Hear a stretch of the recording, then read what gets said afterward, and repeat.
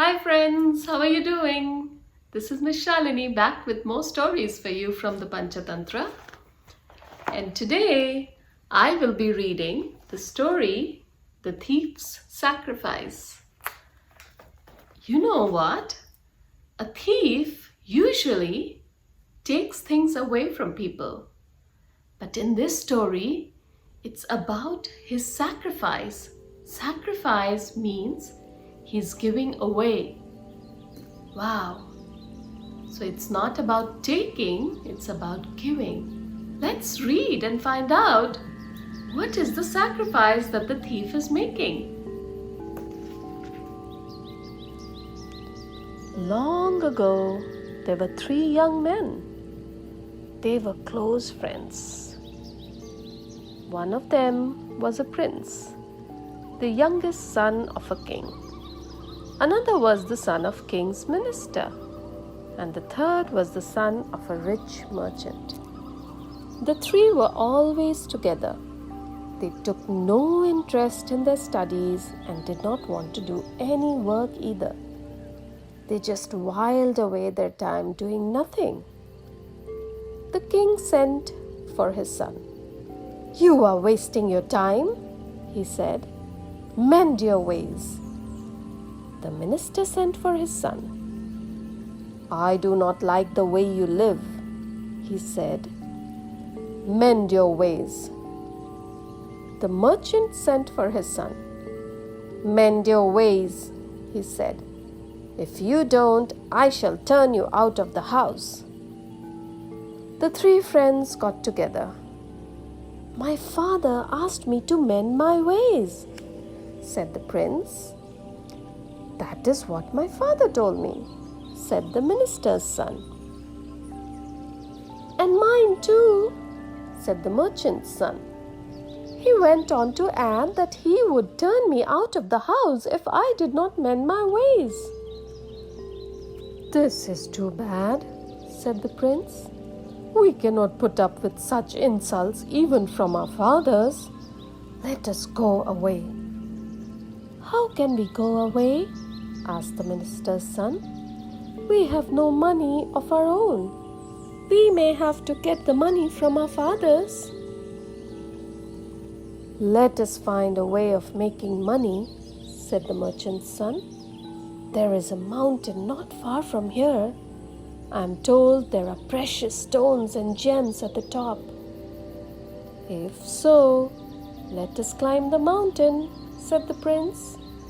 "If we find some precious stones, we will not have to depend on our fathers." The three friends set out for the mountain. They crossed a wide river and passed through a dark forest. Finally, they reached the mountain and climbed to the top. They were lucky, for each one of them found a gem of great value. "Now we can go home," they said. As they climbed down, they thought of the difficult journey ahead. They would have to pass through the dark forest again. "The robbers and thieves in the forest," said the merchant's son, "might kill us and take our gems away." "That is true," agreed the prince. "We must think of a way of getting our gems safely home." "I know what to do," said the minister's son.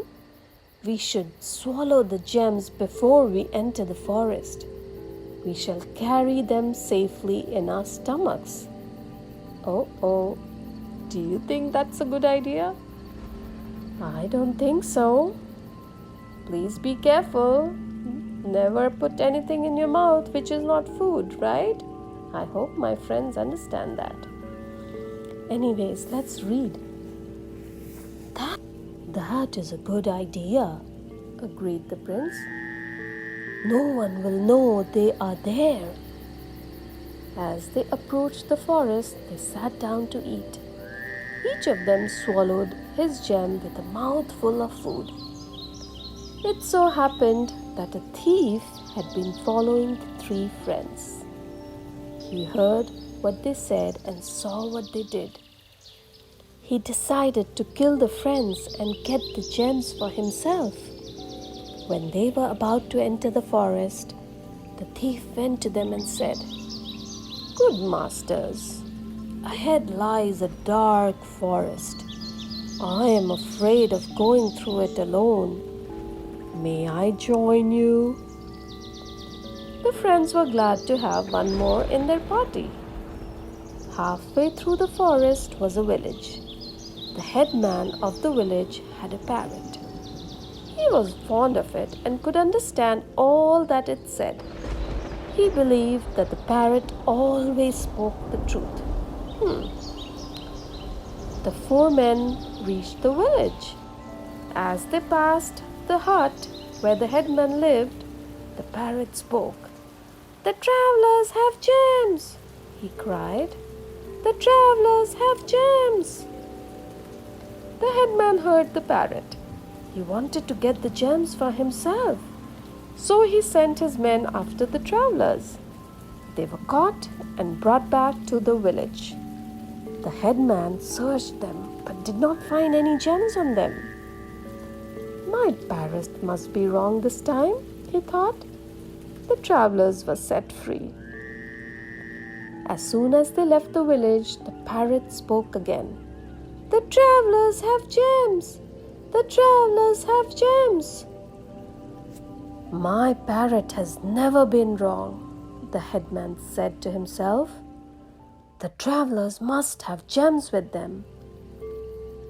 Once more, the thief and the three friends were caught and taken before the headman. This time he made a thorough search.